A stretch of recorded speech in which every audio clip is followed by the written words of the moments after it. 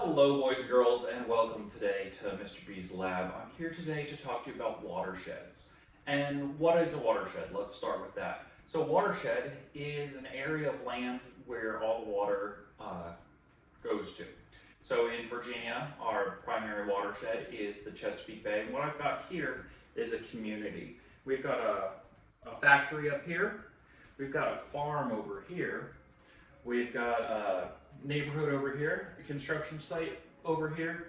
We've got a golf course here, got various roads. We also have a mountain with some forest here. So we're going to today talk about what can happen with pollution within a watershed and how we can improve that. So let's dive right back in. Here's a close-up again of all the different areas. We've got the neighborhood, the construction site, the golf course, the mountains with the trees, the factory, our farm. And it all drains into here, which we'll say that this is the Chesapeake Bay.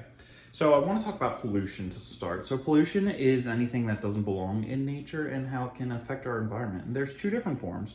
There is called point pollution and non-point pollution.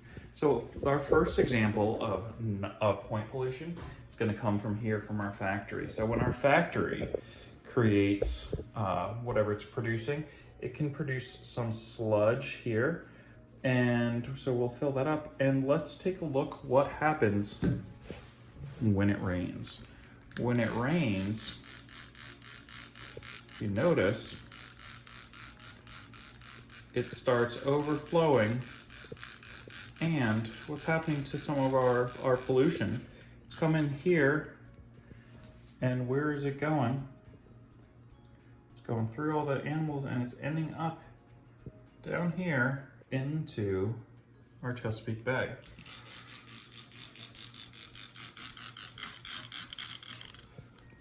But that's not the only place of point pollution here. If we notice over here, we've got our water treatment plant, our sewage plant, and it's got these big tubs outside here.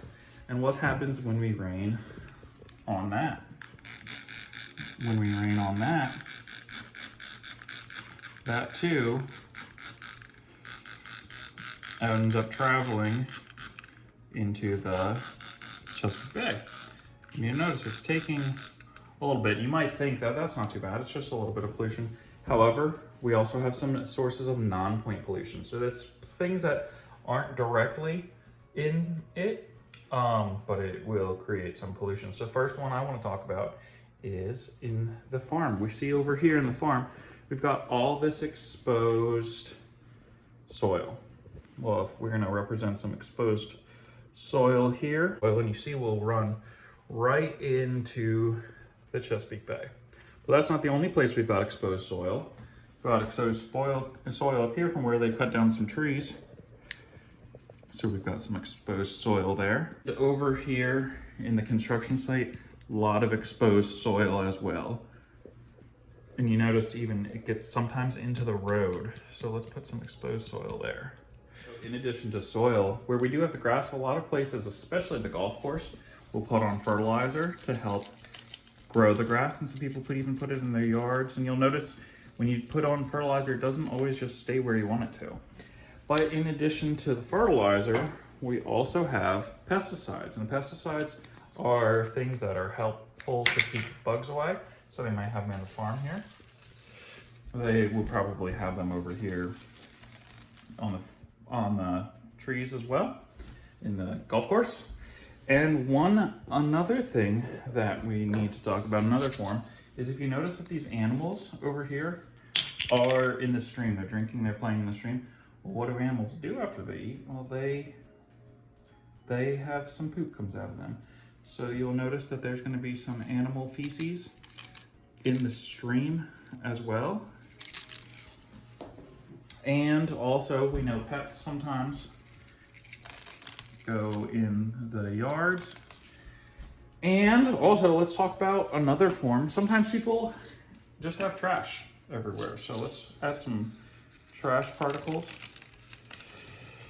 all around in the yards. And last but not least, we do see that the vehicles are driving, so there's going to be some oil on the roads. Let's put some oil all over. Now, I want you to pause here and think, We've got our pesticides, we've got our fertilizer, we've got bits of trash, we've got animal feces. What's gonna happen, especially to the soil, when it rains? So let's find out. So here we have rain. We've got heavy rain coming down here, and we're just gonna really soak everything. And as we keep soaking, Look what's happening to our nice, used to be blue water. you know, it's raining here.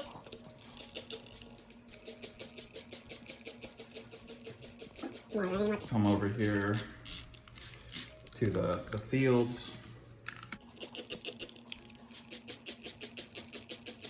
See, all that soil is just running right off. You even see some of the fertilizer. The pesticides are running right off. Some of our animal feces are running in there. So it's not looking like a great experience. I'm gonna add a little bit, I'm gonna pause recording and really soak this down so you can see what exactly happens once a heavy rain has happened. Our rainstorm is over, and take a look at that water. That does not look very clean. So let's talk about what we can do to make this a little bit better. So let me clean up the set and we'll talk about what we can do to help prevent making our nice Chesapeake Bay looking like that. All right, so we're back to our community and we've made some improvements. First and foremost, the community ran a campaign to get less trash in the area. So you'll notice there's less trash out on the streets. Up here in the factory, they put in a water treatment plant right outside it so it doesn't flow right into the stream. We did fence in our animals so they can't necessarily play around anymore in the river, so all their manure is contained within there. We added a wetlands right at the edge of where the field meets the Chesapeake Bay, and we'll see if that collects. We added a lot of vegetation around right here, right outside the water treatment plant, right outside there. And we did use less fertilizer in all these different areas. So let's see what happens this time when it rains. So let's start up here at the factory. You'll notice as it's raining, the water's collecting in there where it can then be treated. Let's see what happens over here at the farm. When we are soaking it down here, the soil is starting to run off, but instead of as much of it going into the ocean, a lot of it is getting trapped in the wetlands. Same up here. It's running, but it's getting caught in the wetlands because our community is a lot better at collecting. So we're soaking here. Let's see what happens when we soak over here as well with the rain.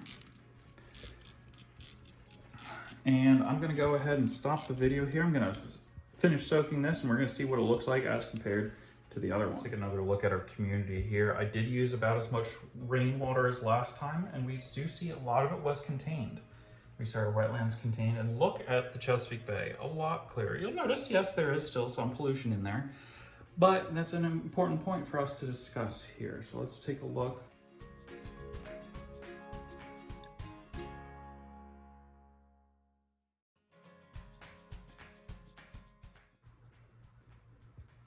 So let's wrap this up.